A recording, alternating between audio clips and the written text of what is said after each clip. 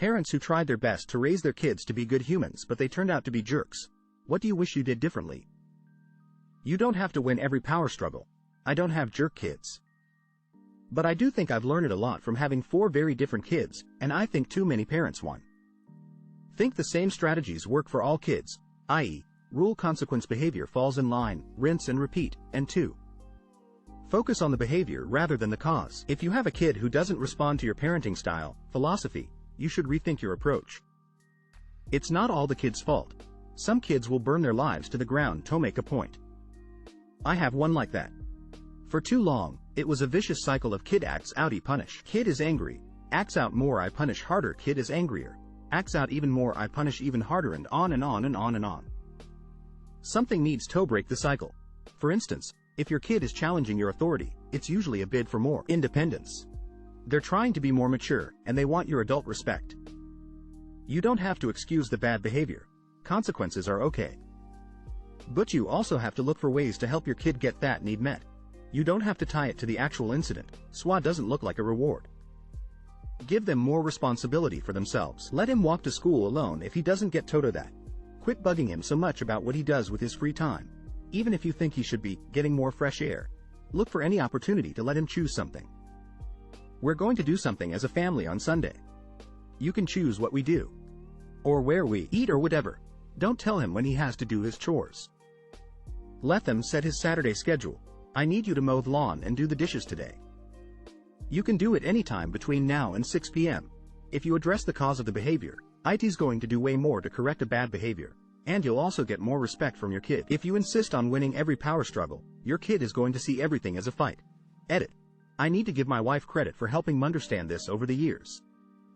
She's not only a great mom and wife, she's also a really good therapist. She's gained a lot of perspective working with other kids and parents and working on those relationships. Generally speaking, if you try to teach your kid something and not beta example, you might as well not have wasted your time. Not me, but my parents have discussed what they wish they had done differently for my brother in order to prevent him from becoming a violent, homeless, drug-addicted snotball of a person. They wish they had sent him to therapy before problems ever started, and that they had reacted quicker and sent him sooner when they did. They wish they hadn't yelled so much at all of us. Thathy had been more patient and forgiving of our mistakes. They wish a lot. The mom of one of the Columbine shooters gave a TED talk about this. I have one child, the youngest, who I'm starting to worry about. He's tall, athletic, attractive and very charismatic. I feel like it's a constant battle between teaching him respect and humility and the worship he gets at school. At his age, he's not prepared to deal with all these peers who want this attention, tell him how great he is, and the girls lining up to talk to him. Yeah, don't we all wish we had this problem as teens? Anyway, it's a struggle. He's gotten cocky and thinks life will just keep on treating him like he a king. And maybe it will. He's got the type of personality that makes people want him around.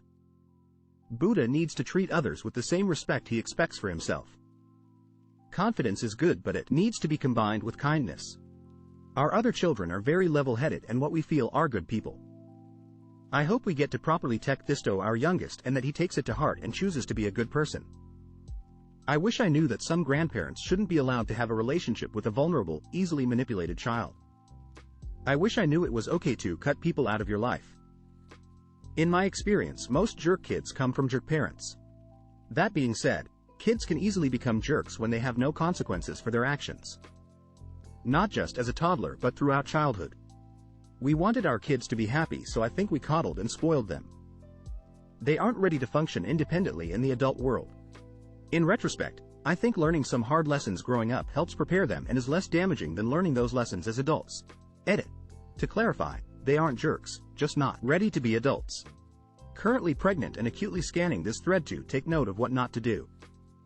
What's the etiquette for watching a movie on a plane when there's an X scene? Nudge the person next to you and let them know it's about to happen. Put the airline magazine over your lap to hide what you're doing, and try not to moan. I watched Everything Everywhere All at Once, first time while on a flight, and once the Tildo fight scene came in, I had no idea what to do. Squirm nervously until it's over. I usually go completely still and hope that the other passengers can't perceive me unless I move, like T-Rexes. Or I'll put one hand on my chin and this is an integral part of the plot and I'm forming an intellectual thought about the scene kind of move. Or I'll just try and remind myself that I didn't make the movie and it's not my fault that suddenly Pearl starts humping a scarecrow for an uncomfortable amount of time. Nudge the person next to you and say, nice. When in doubt, whip it out. What are the darkest things happening in the world right now that people don't think of? Sudan is pretty upped. Eritrea has basically no human rights. Cobalt mining for our electronics. And human trafficking. Slavery is alive and well in Africa and Asia. No one bats an eye because their labor helps us have own modern tech. Trafficking, slavery, ethnic cleansing. Slavery hasn't gone anywhere. In fact, there are probably products in all of our homes that we reproduced by forced labor. On a different note, LTAC, long-term acute care facilities. Basically huge numbers of people that are brain dead and live with a trach, breathing tube through a hole in their throat, and a feeding tube through a hole in their abdomen, just sit in the subhuman warehouses and rot away because their families won't admit that they're dead. Not uncommon for the very families insisting they be kept alive to never set foot inside the facility and see their loved one kept alive, like someone plugged into the Matrix. I call these places purgatory, because they aren't quite dead but are definitely not alive. Somewhere out there, somebody's toddler just got kidnapped to be sold on the black market.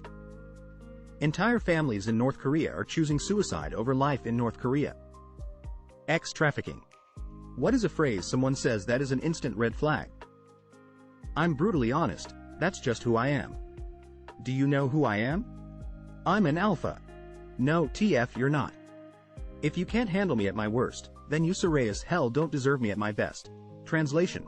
I will be a ick to people because I'm entitled. I have no filter. Nope, you're just rude. I'm Adava. Nope, you're just self-centered. I can't be near elementary schools within 500-meter area. All my exes are crazy. While I'm sure there are some people who are very unlucky in romance, most of the time it just means the person takes no accountability for the failings of the relationships. Edit to add. People who are reliving trauma with their relationships don't often play the "all my exes are crazy" card. That phrase is generally reserved for people who hold much of the blame for their failed relationships but would rather pretend like every ex was the problem. Makes fun of something you like. I never fart, my ex. Do you think jokes about the Titanic submarine are in bad taste? Why or why not? Serious. I do think it's in bad taste, but I understand why people are making jokes as well. I think it's too far out of a normal person's experience to see someone who paid $250,000 to go into an unregulated vessel, to look on the wreckage of the Titanic from a screen, with the whole thing piloted with a $40 game controller with many bad reviews. It borders on satire, and is just absurd enough for a lot of people to not register that there are actual people going through something awful. I mean, the jokes kind of write themselves at this point. The CEO is down there and he's the one that wanted to save money and skip some important steps. Objectively speaking, I know the answer is yes. A life is a life, no matter what that life is like or what it did. But at the same time, by God, the jokes practically write themselves.